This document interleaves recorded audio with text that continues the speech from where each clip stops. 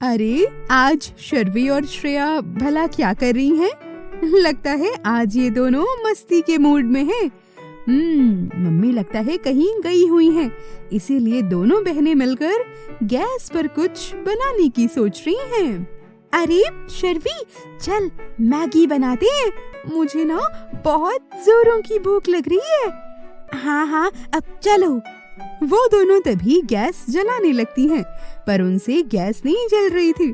उन दोनों ने गैस को ऑन तो कर दिया था, लेकिन इतने में वहाँ पर प्रिंसेस आ गई और वो दोनों प्रिंसेस से बातें करने लगी और भूल गईं कि गैस ऑन थी।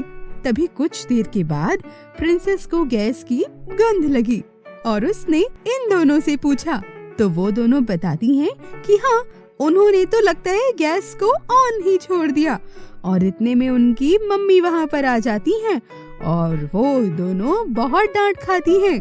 कितनी बार मैंने तुम लोगों से कहा है कि गैस मत चलाया करो, तुम दोनों अभी कितनी छोटी हो, पर तुमने तो बड़ों की बात ना मानने की जैसे कसम खा रखी है।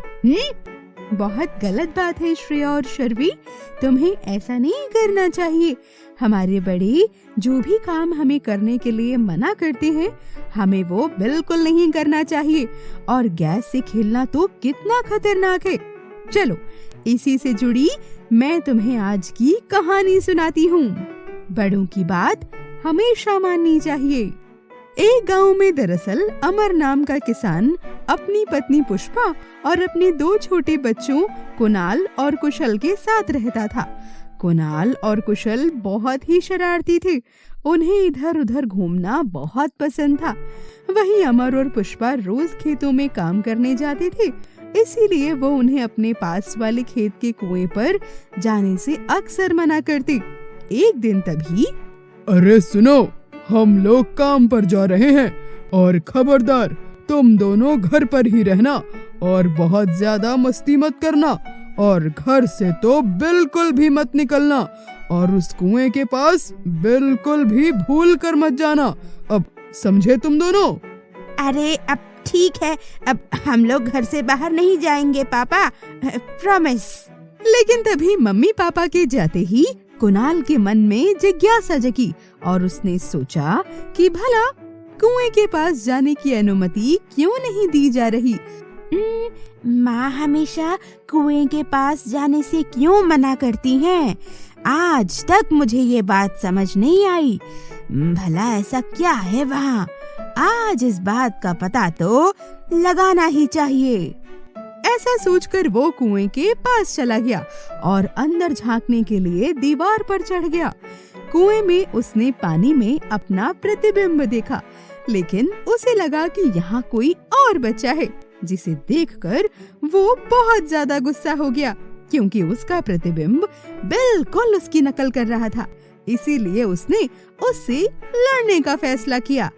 अच्छा बच्चू, मेरी नकल करेगा? अभी बताता हूँ तुझे, रुक तू। ऐसा सोचकर कुणाल कुएं में कूद गया। वहाँ पर तो कोई था नहीं, बल्कि वो तो उसी की परछाई थी। इसीलिए वो पानी में जाते ही डूबने लगा और मदद के लिए चिल्लाने लगा।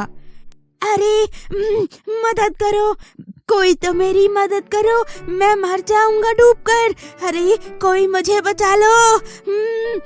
ये सुनकर उसका भाई भी वहाँ आ जाता है और ये देखकर वो भी बहुत डर जाता है और मदद के लिए चिल्लाने लगता है। तभी एक किसान उस खेत के पास से गुजर रहा था। वो उसकी आवाज सुन लेता है और उसे रस्सी से खींच लेता है। कुणाल अब किसी तरह बाहर आ गया था, पर उसने अब अपना सबक भी सीख लिया था और फिर कभी वो दोनों कुएं के पास नहीं गए। समझे तुम लोग? इसीलिए तुमसे कहती हूँ बच्चों, अपने बड़ों की बातों को जरूर माना करो। वो जो भी कहते हैं ना, हमारी भलाई के लिए कहते हैं। उनकी बात सुनो और उस पर अमल जरूर करो।